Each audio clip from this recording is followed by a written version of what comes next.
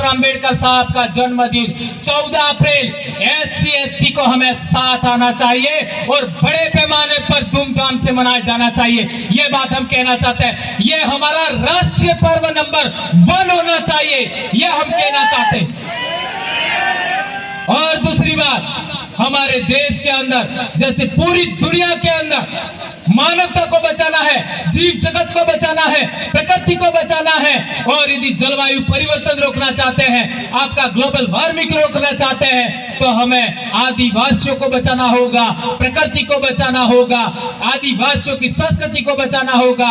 तो world indigenous day जो UN ने घोषित किया है, इसे हमें बड़े पैमाने पर आपका नेशनल ही नहीं इंटरनेशनल फेस्टिवल के रूप में हमें आगे आकर के मनाना चाहिए, ऐसा हम कहना चाहते हैं। और हमारे देश के अंदर इंडिपेंडेंट मिला हमको 15 अगस्त को, इसे भी हमें राष्ट्रीय पर्व के रूप में बड़े पैमाने पर मनाना चाहिए। और हमें इंसान बनने का, इस देश की धरती पर इंसान बनने का हक हमको संविधान से मिला। तो संविधान 26 जनवरी को लागू हुआ था, उसे भी हमें अब बड़े पैमाने पर राष्ट्रीय लेवल पर मनाया जा रहा है और बड़े पैमाने पर हमें मनाना चाहिए। इसके अलावा सभी पर्व त्योहारों को गुड बाय कहना चाहिए। यदि आप मेरी बातों को समझे होंगे तो मैं मानूंगा कि मेरा यहां आना सार्थक हुआ। एक और बात कहना चाहते हैं, बिरसा मुंडा 25 साल का नौजवान, जिसने हमको, हम आदिवासियों को जल जंगल जमीन का अधिकार दिया, और आज की तारीख में SC के पास सबसे कम इस देश में जमीन है, सबसे कम। तो आप लोगों की भी ड्यूटी बनती है कि बिरसा मुंडा के आदर्शों को आप आत्मसात कर रहे हैं, लेकिन मैं मेरी तरफ से कह रहा हूं, बिरसा मुंडा के आदर्शों को एक्सेप्ट करते हुए, आगे बढ़ाते हुए, हमें बिरसा मुंडा जयंती 15 नवंबर को भी हमें राष्ट्रीय त्योहार के रूप में मनाना चाहिए। तो आज से हमारे 5 राष्ट्रीय त्योहार हुए।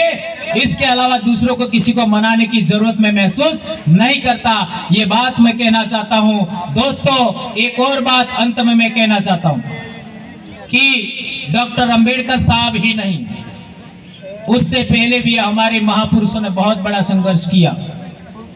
आप देख लीजिए, सिंधु घाटी सभ्यता में कोई हथियार नहीं मिला, अहिंसक कौम थी, उसकी लिपि आज तक पढ़ी नहीं गई। लिपि थी, नगर थे, ऐसी नगर व्यवस्था आज भी भारत में नहीं है। ऐसी नगर व्यवस्था हमारे पूर्वजों की विरासत है, महान विरासत है, उसकी लिपि आज तक पढ़ी नहीं गई। वो भी जमीन के नीचे मिले थे, उसको भी दफना दिया गया था। सम्राट अशोक मौर्य की विरासत, उनके शिलालेख, उनके स्तंभ जमीन के अंदर मिले। और तो और नालंदा विश्वविद्यालय जैसा 6 मंजिला इमारत भी, जहां 10,000 स्टूडेंट पढ़ते थे, आवासीय विद्यालय था, 2000 शिक्षक पढ़ाते थे, वो भी जमीन के अंदर मिट्टी में दबा दिया था। हमारे अनपढ़ भील आदिवासी आज भी कहते हैं कि हमारा इतिहास दबा दिया। किसने दबाया ये पता नहीं, लेकिन दबा दिया। ये तो भला हो कि हम लोगों को पढ़ने का अधिकार मिला, समानता का अधिकार मिला, हम लोगों को बोलने का अवसर मिला, आपका फ्रीडम ऑफ स्पीच मिला। तो हम लोग इस देश के अंदर जितनी भी हमारी विरासतें थी, उनको आगे बढ़ाने में, उनको खोजने में कामयाब हुए। और आज की तारीख में हम दावे से कह सकते हैं कि आदिवासियों का इतिहास, SC का इतिहास, OBC का इतिहास, माइनॉरिटी का असली इतिहास अब देश के सामने आज आ रहा है और अब इसे कोई रोक नहीं सकता। लेकिन दोस्तों, एक बात लास्ट में याद रखना, माइथोलॉजी में मत पढ़ना।